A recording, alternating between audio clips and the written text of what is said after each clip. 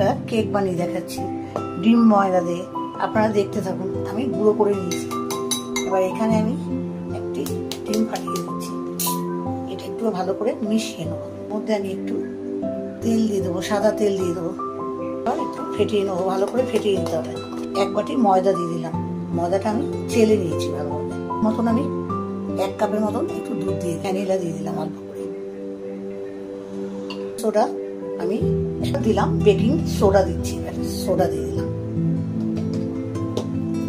মিশিয়ে আপনাদের দেখাচ্ছি কিরকম আপনারা দেখে পরিমাণ মতন দুধ দিয়ে করবেন।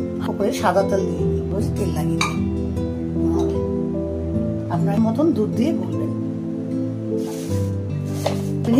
এইভাবে এটাকে স্টিম হয়ে গেছে। তৈরি করে চুলায় খাবেন, খুব ভালো লাগবে।